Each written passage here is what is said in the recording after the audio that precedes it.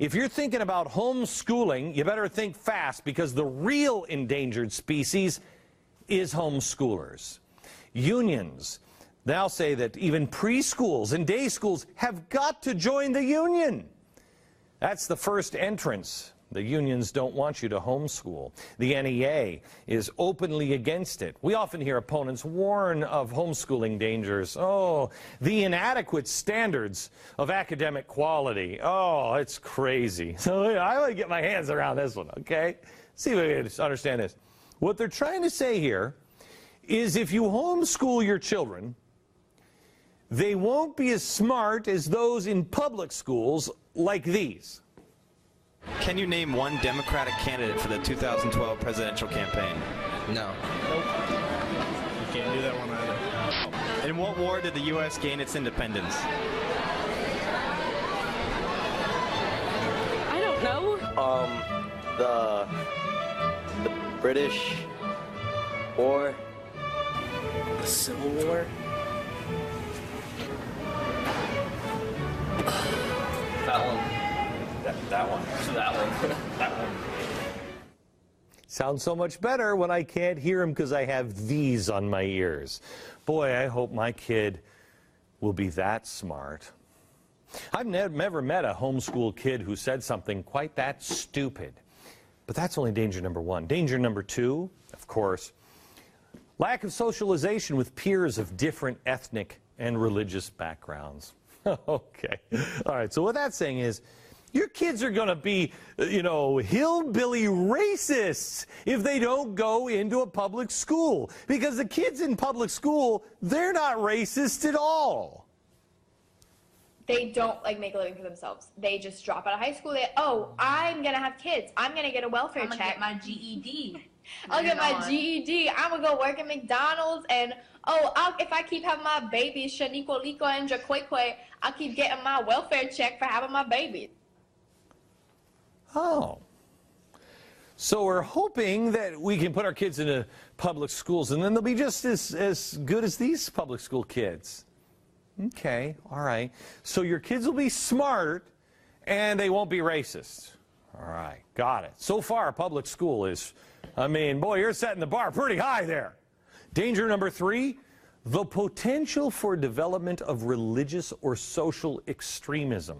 Oh, man, those crazy religious zealots and extremists. Boy, you are right. Kids in public school, they are just so totally normal, and there's nothing extreme that's going on in public schools at all. And the last two dangers here, potential for development of parallel societies that don't fit into the standards of citizenship or the standards of community. So wait a minute. There might be a secondary society that wouldn't be like the current standard of the community. I personally think that's a reason to teach my kids at home. I don't want them fitting into the standard of this society. This one? No, thank you.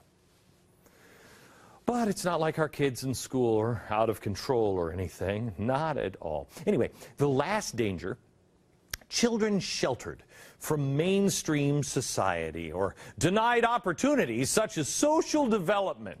Can I tell you something? My kids, who are homeschooled, are screaming from the closet every day when I get home. They're like, Daddy, Daddy, I just want to meet another kid. And I say to them, shut up in there. Oh, man. So you heard it here first, and twice, I think, on that list. Socialization with peers.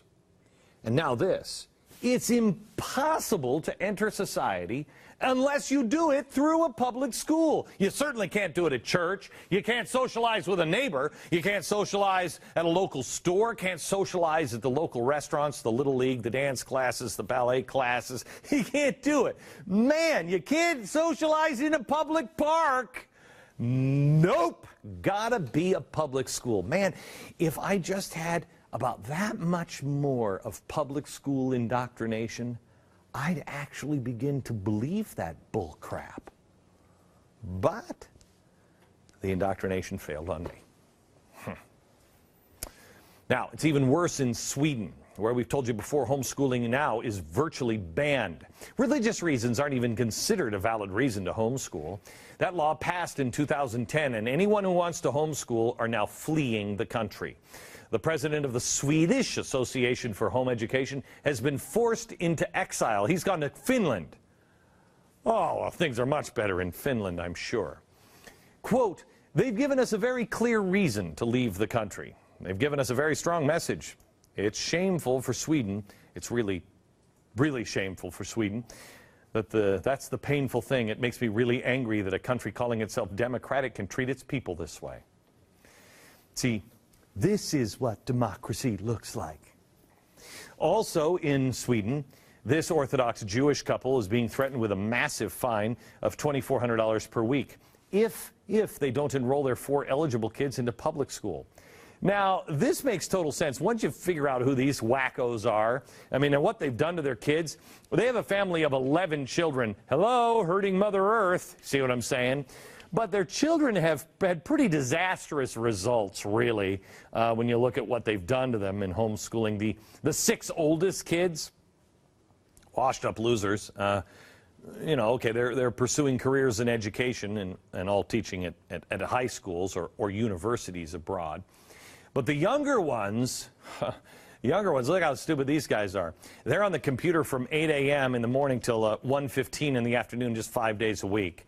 They learn to master a full schedule of Judaic studies, including proficiency in Hebrew, and then afternoons it's English and Swedish and mathematics and geography and science and music and art and gymnastics. And all the children speak English, Swedish, and Yiddish fluently. And they can read Hebrew by the age of 4 or 5. And their extracurricular activities include community work with regular visits to the elderly, helping out with Sunday Hebrew school classes for other Jewish children taught by their parents, and other educational activities.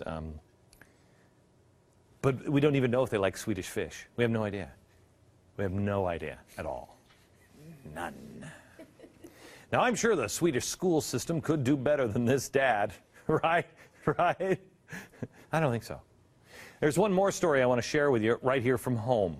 13-year-old girl writes an essay on Frederick Douglass. In the process, she takes teachers to task for what she says amounts to engaging in similar tactics that Frederick Douglass wrote about a long, long time ago. They're making slaves. What? What? Now, this made the teacher so mad, she no longer can go to school there.